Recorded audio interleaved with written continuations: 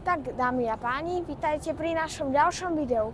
Dneska vám ukážem, ako prebieha zážitková turistika z depa Kačerov. Teraz sme na stanici Muzeum a ideme na stanicu Budějovickú a odtiaľ autobusom na zastávku depo Kačerov. Tak, teraz sme v stanici IP Pavlova a upozorňujú, že stanica Pankrác je uzavřená. Tu vám ešte z videa ukážem. A ideme smer Budějovická, to vidíte, že je tu. Pankrác je pred ňou, jedna stanica. Vyšehrad je příští stanice, tu vidieť teda vonku. IP Pavlova tam má také menšie obratište, preto tu boli aj výhybky. Za chvíľu na druhej strane bude vidieť aj druhú kolaj. A tu vlastne vidíte, tu je tunel a za chvíľu tam bude druhá kolaj. A využijte linky povrchové dopravy. Passengers are advised that Pankrác station is closed. Tak teraz ideme do stanice Pražského povstání a asi nepôjdeme na tú Budějovickú, ale do Kačerova. Prichádzame teraz na stanicu Pražského povstání. Vyšehrad sme už prešli a stanica Pražského povstání je tak preto zaujímavá, pretože ona tu má také obratište menšie, lebo keď nejaká časť úseku sa vyradí z provozu, napríklad sa niekto padne do kolojišťa a bude nejaká výluka, tak tu sa dá, že napríklad Florenc Pražského povstání a vlaky končia tu a na Florenci. A ešte je tu jedna zaujímavá výhybka, ktorá vedie do tunelu, v ktorom je zaujímavé to, že ten tunel má takých 100 metrov a slúži na to, aby sa tam vošla jedna takáto M1, táto súprava. A je to vlastne záložná súprava, keď nejaká napríklad táto by vypadla z provozu, že sa jej niečo stane, tak nasadia hentu z toho tunela, do ktorého sa nikto ešte nikdy nepozrel, teda ešte niekto, možno sa niekto z dopravných obodníkov tam už bol, ale normálny cestujúci tam ešte nebol. Takže tam je jedna súprava, ktorá je záložná a keď vypadne nejaká súprava z provozu, tak sa henta záložná dá sem.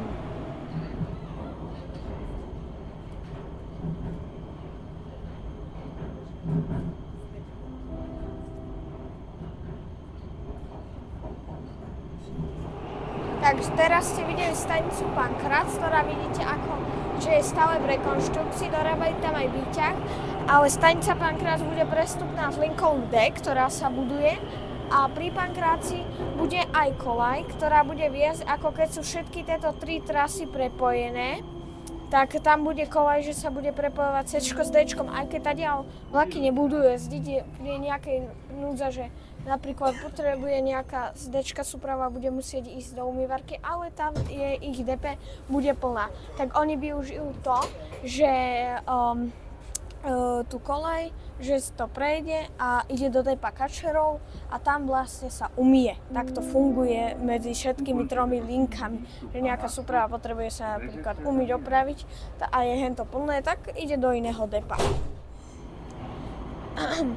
Tak zmenil som plány, vystupujeme na Kačerove a odtiaľ ideme do depa. Ešte vám niečo poviem v stanici a pred vrátnicou depa. Pozrite sa, tu môžete vidieť, že keď sa dostavíte do stanice Kačerov a pôjdete sem, kde je východ eskalátorov, tak tu nájdete niečo unikátne. To, že vidíte, kadiaľ súpravy večer chodia do depa. Oni chodia tak, že majú konečnú v Kačerove, keďže toto je bývalá konečná, je to úsek 1C, tak oni prídu sem, tam a idú rovno vlastne, nejdú tam smer na Háje, alebo z Hájov, ale idú sem. Je to taká postaršia stanica, alebo je to stanica jedna z prvých, vidíte, že sú ešte také staré svetlá a je taká staršia proste.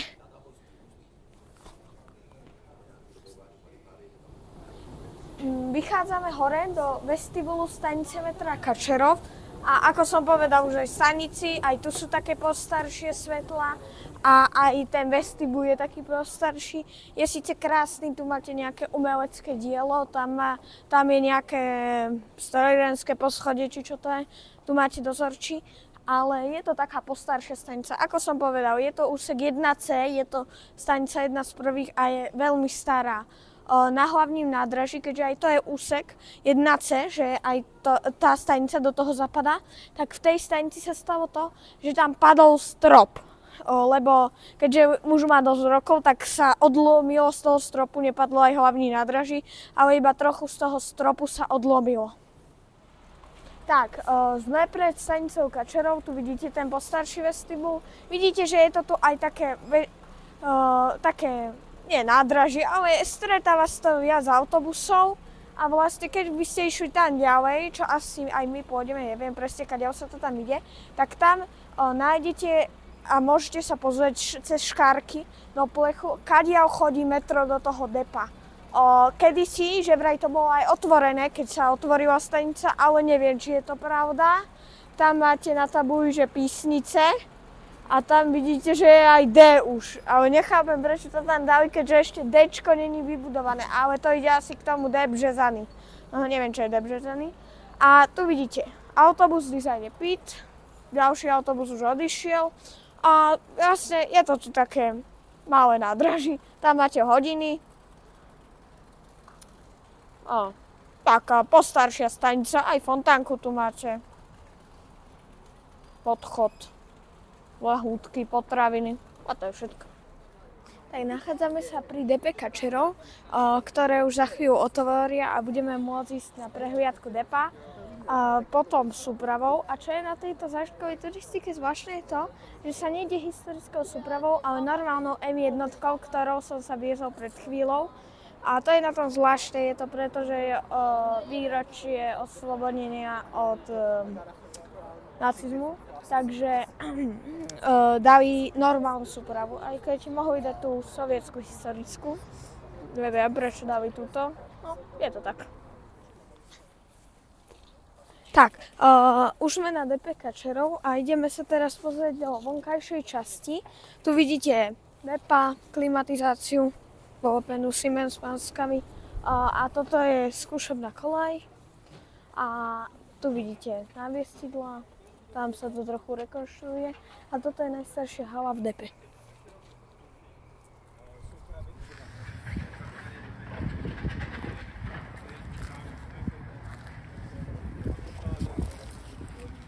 Vidíte skúšební trať, ktorá sa využíva, keď sa nejaká súprava musí vyskúšať, tak ju sem dajú a tu si vlastne pojazdí a ide.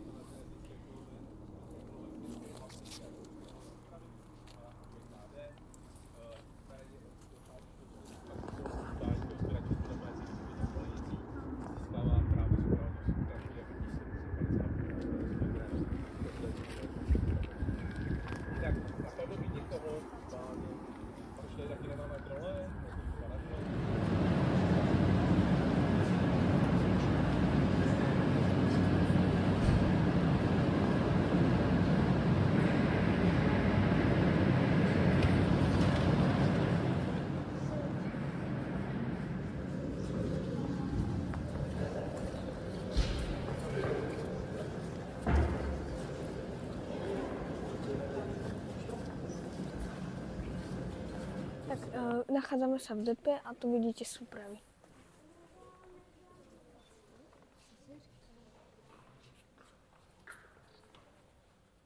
Tu vidíte súpravy, M1 a sú tu pekne tak zastúpené poradie. Všetky dvere sú zavreté momentálne a my pôjdeme jednou po celej trase C.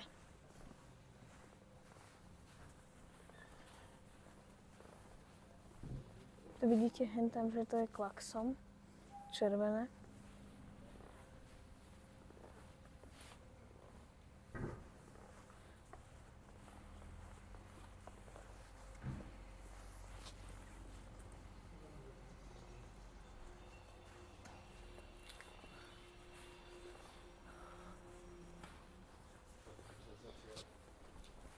Tu vidíte, že je to trochu otvorené.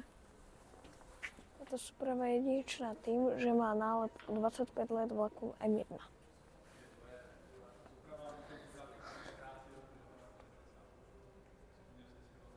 Tak, súprava je trošku v zlom stave, tu vidíte, že je vidieť aj poistky, tu máte kolaje, teda to je kolesa na kolaje, toto je taký zbieračský palec a tu máte pružiny, že keď to ide po výhybkách, aby to nebolo také veľmi tvrdé, tu máte odpúštenie vzduchu, vidíte, že v tej súprave nie sú sedačky, že ju akože opravujú a vidíte, že ani gombiky tam nie sú na otváranie dverí. Takže táto súprava je v rekonštrukcii v zlom stave a niečo s ňou robia.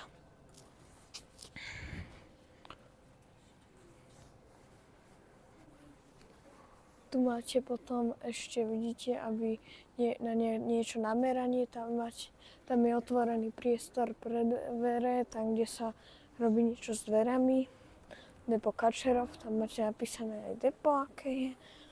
Tu máte nejaké poistky, neviem, čo to všetko obnáša.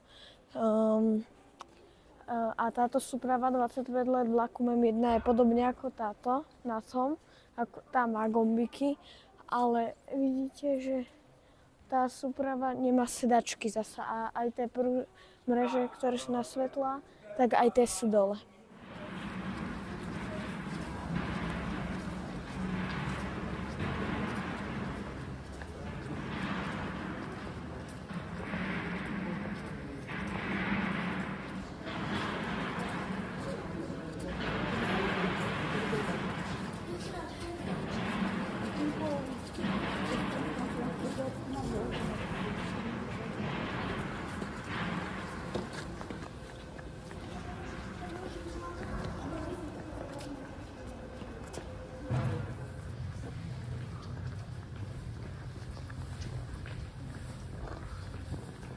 Takže jak vidíte podle toho uspořádání, tak vlastně každá ta hala... Ideme teraz do súpravy, ktorá ide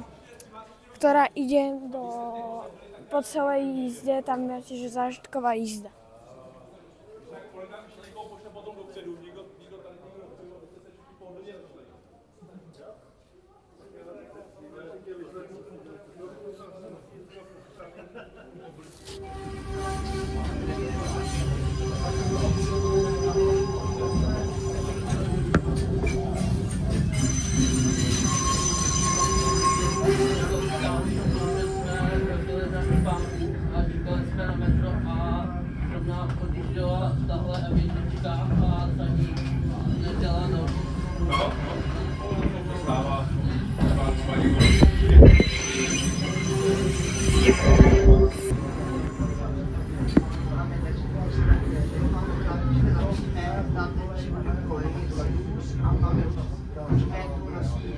Ano, to už jedeme.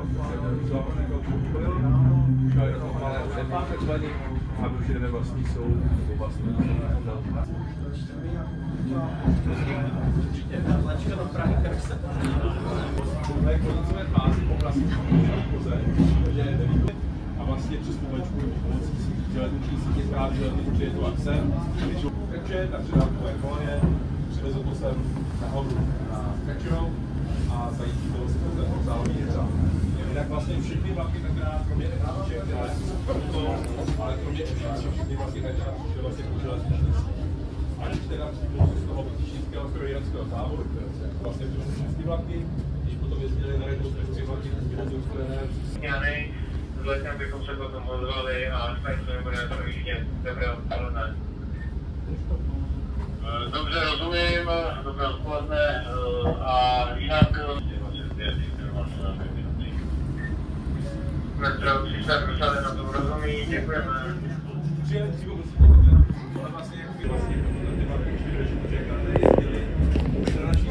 Ale vlastně pro ČK ne, později tedy pro Siemens a pak prostě si přelet od Čínského deva a vlastně to síti metra.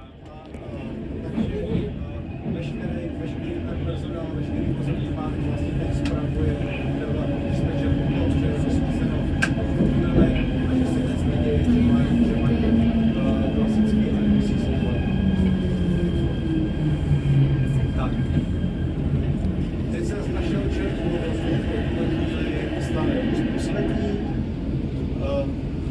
Zařízení souprav v našem provozometru znamená, že opravdu na rozdíl.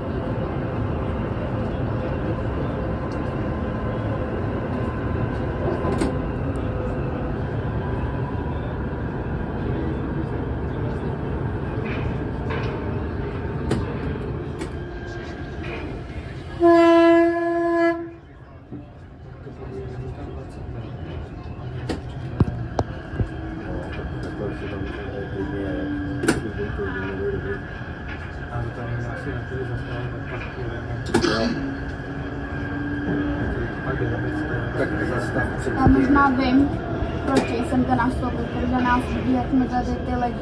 No, a tak zastav v tom tlakovém závěru. Prostřed zhruba, no, ještě před podporem se probíhal zvěř a...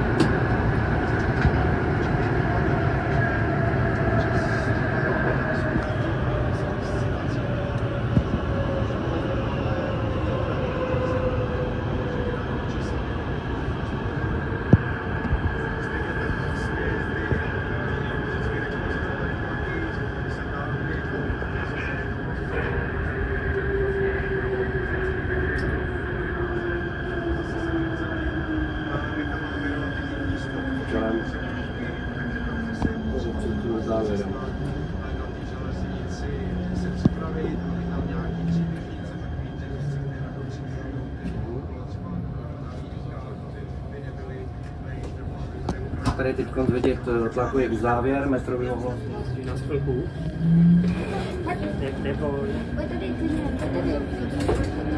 Už to stačí takhle. Co mám si? Dobrý, vepředu v metru.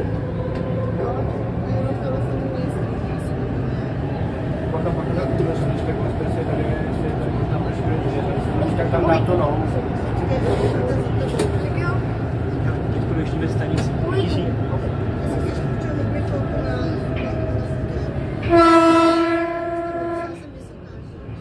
Dobrý. Tady jsou totální píci.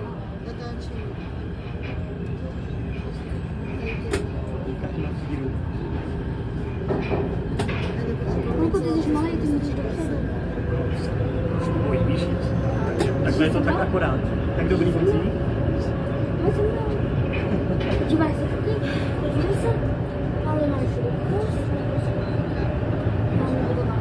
dobrý.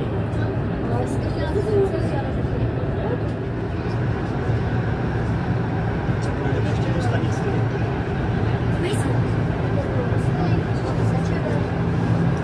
Já myslím, že já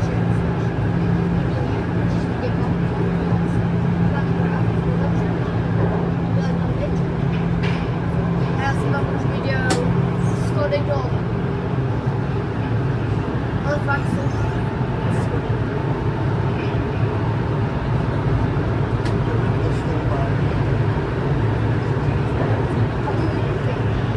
Tady je schody a tam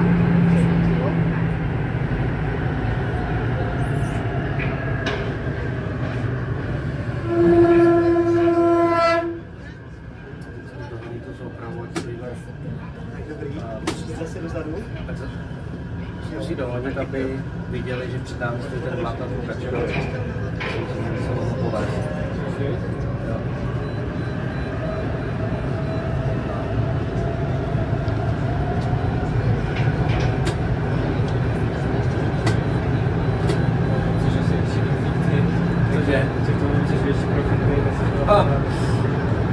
Já bych tam mám tu jednu oranžovou, tak jsem takový to. Tam je ten mladý celkem na to. No, tak už je to dokonce. Já to bychom mohli zvládnout.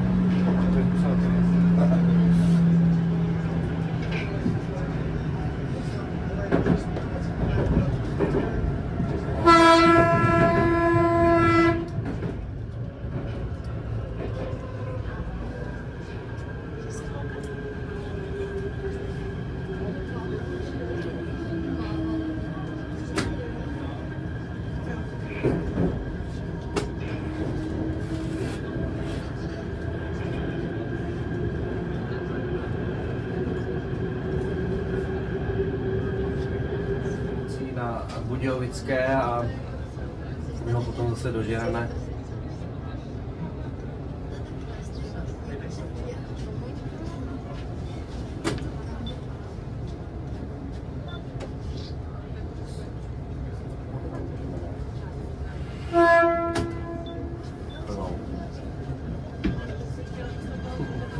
Aby to bylo takové, aby to samozřejmě neselo, ale aby to lidi tam pár rožiček jsem slyšel, jak se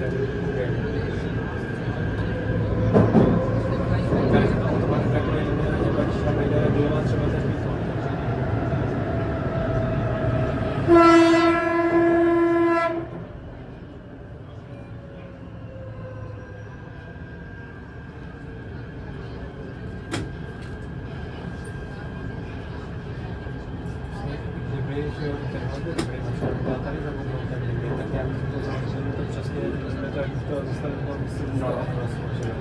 No jasně, no, šlo by to nahoru. Jako vlastně tam na těch hájích, to bylo těsně před překvitním. To bude pankrát. No, teď si projedeme pomalu, aby se si ho prohlídli. Jak bude koncepce.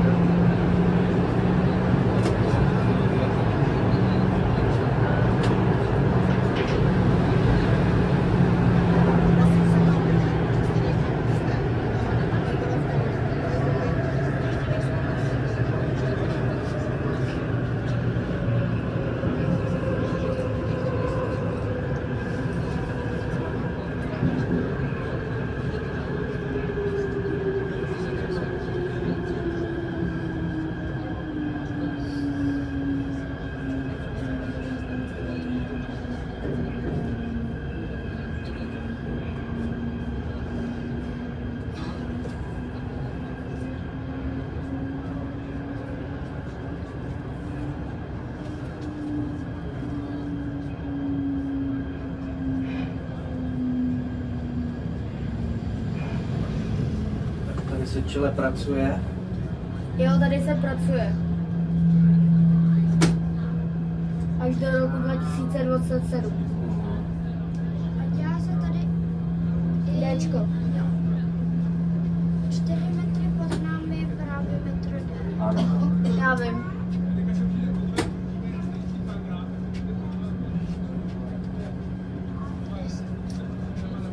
Tady budou tři přestupní stanice.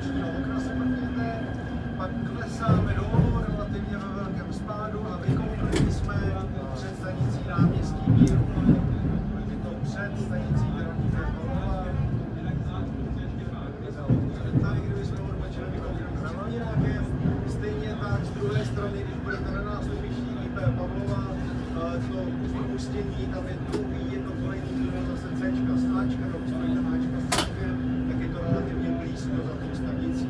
Je to blíž než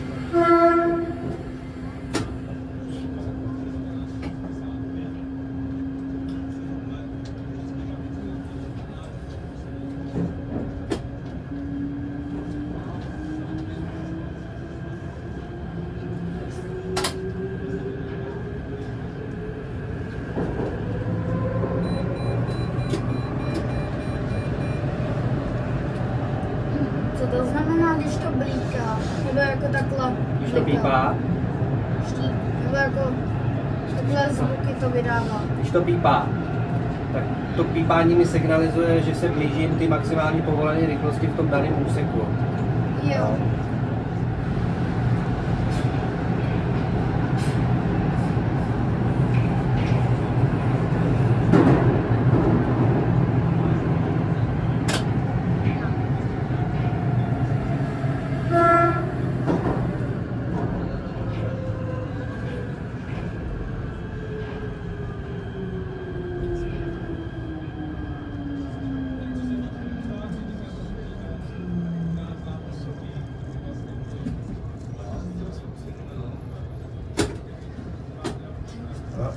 Pojedeme. Je tam načkali. Tak a tady je nejkratší mezistanční vzdálenost To vím. mezi stanicemi na trase C. Já nevím, proč to je takhle kratší. Z důvodu té stavby, že tady jsme v centru a ty stanice To nádraží jsou je potřeba, blízko. No, to nádraží je blízko a Ano. je strategický místo muzeum přestoupit stanice je taky blízko, takže takhle to je, no. Jo.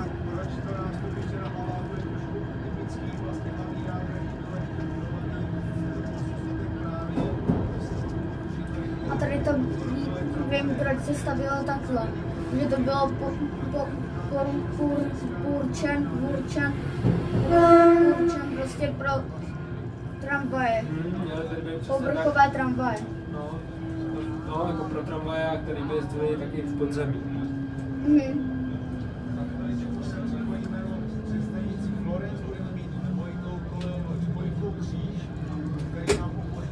Ale až teďka už prostě ty tramvaje jezdí jako takhle na lože, venku.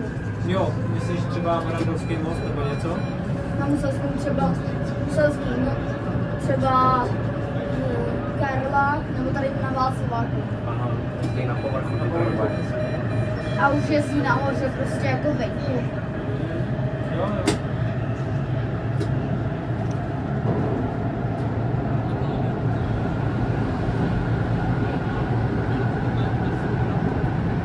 Teď je před námi vidět ještě ten předchozí vlak, vidíte ho? Jo, vidím.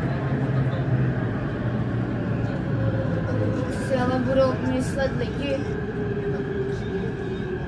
Teďka odjel a my jedeme takovou trochu dřív. Přesně. Hlásí jim to, že to zastavuje, projíždíme. Takže budeme muset čekat chvíli stanici.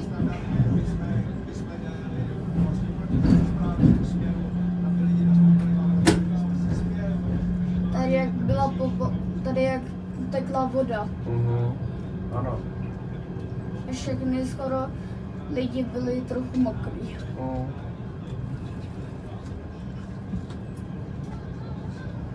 To je. To ještě nemají opravený. Na stanici Florence bude vlevo ve směru odbočení právě traťové spojky Cčka s Bčkem.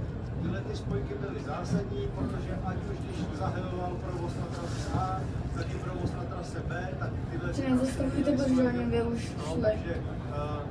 Jo, nevidí si úpravu, tak si říkají, že já se pojedu. Tak depo Kačerov zajišťovalo provoz Ačkový souprav. V momentě, kdy se zprovoznilo depo Hostivař, otevřelo se první Bčko, Tady bude zase spojka na Bčko. Kdybychom teď tady vzjeli za ty spojky traťové, No tak bychom jeli už směrem z Řečí. No, vyjeli bychom před Florence na Bčku, Jdeme za z sebe. Ale kdyby jsme jako zabočili a potom by se to jelo doleva No teďko právě a už by to jelo Černý most. No, to tam by... To bychom museli udělat obrat přes stanici Florence.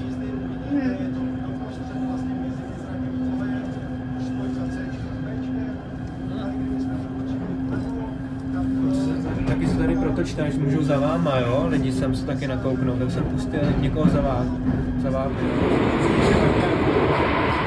Na Letňanách prišli sme touto súpravou, ktorá vyšla z depa Kačerova a to všetko, čo ste videli, ten tunel, uzavretú stanicu Pankrás ste mali jedinečný pohľad vidieť. Môžete to vidieť iba keď máte takúto zážitkovku alebo z môjho videa. A vlastne teraz tento vlak odíde do obratište, kde spraví ten obrat a on pôjde späť. A my ideme teraz ešte do garáže Klíčov, kde nás odvezie autobus. A nie autobus, ale trolejbus. A vlastne pôjdeme do tej garáže, potom nás odvezú späť sem a odtiaľ už pôjdeme späť metrom.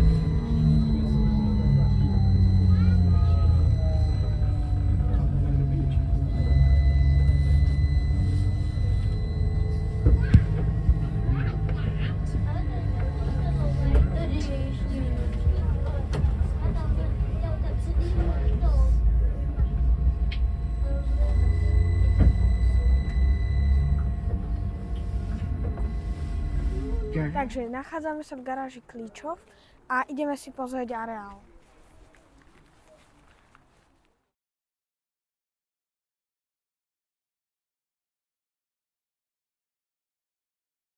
Sme v areáli garáži Klíčov, teda je jednej z hál. Vidíte, že je dosť vysoká. Zdá sa, že je vyššie ako depo.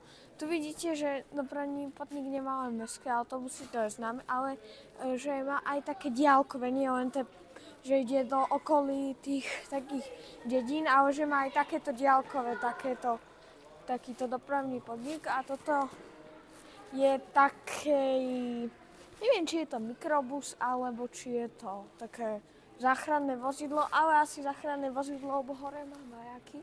A tu vidíte starý autobus, ktorý ohraničili, aby ho nepoškodili.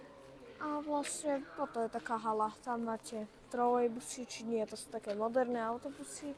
Tu máte normálny autobus. Potom tu máte taký starý.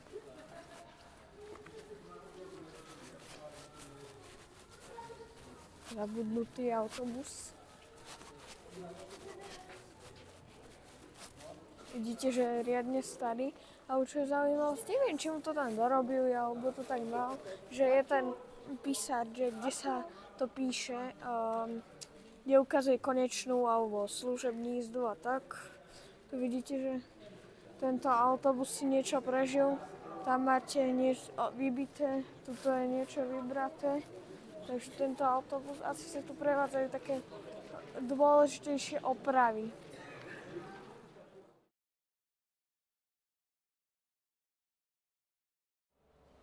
Stále sme v garáži Klíčov, ale teraz sme v umývacej časti. Sú tu umývárky. Zrkadlá sa musia dať dole, lebo kefy by to dali rozbili. A takže sa musia dať dole a až potom to môže ísť do umývárky.